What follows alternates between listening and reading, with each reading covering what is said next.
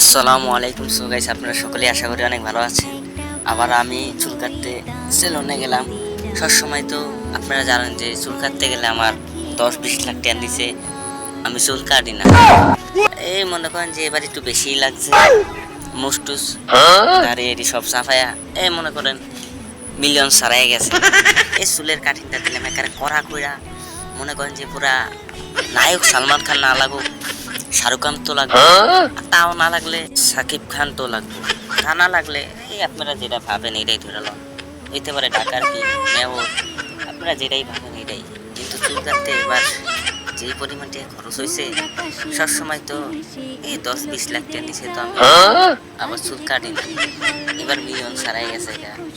চুলের কাটিংটা একটা দিলাম জানি একটা পুরা পুরা মনে করেন টাকা পয়সা যা, কিন্তু একটা ভাব লাগে। সবসময় তার কাটি না, এই বছরে একবার কাটি, তাও মনে করেন যে 1-2 না, মিলিয়নের নিচে তো আমি আবার খরচ করি না। কিন্তু এবার একটু বেশি লাগছে, বেশি লাগলে আর সমস্যা নেই, টাকা পয়সা কি কম আছে, টাকা পয়সা কি আমার কম আছে। এরপরে মনে করেন সুন্দর করে চুলটা লাড়া ছাড়া দিয়া মনে করেন চুলটারে সোজা করে ভেজে একটু মাসাজ করে, এরপরে মনে করেন যে চুলটারে কাটিং দিব। মনে করেন কড়া করে একটা করা নায়ক তো লাগবেই, হিরো হিরো তো লাগবেই, কড়া করে একটু ভিজাই দিয়ে একটু কাটিং দিল। আশা করি আপনারা সবাই এই ভিডিওটা ফুল দেখবেন। যদি ফান করতে মন চায়, মজা লাগে, তাহলে ভিডিওটা ফুল দেখবেন, টানবেন না, আপনারা দু কাটিং পর্যন্ত ভিডিওটা দেখবেন ইনশাআল্লাহ।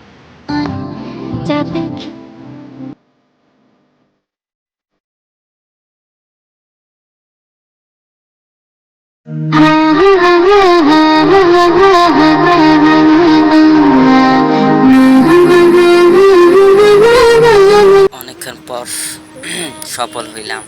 তারপর যা মনে করেন চুলটা কাটা হয়ে গেল, একটা পুরা হিরো হিরো নায়ক সালমান খান।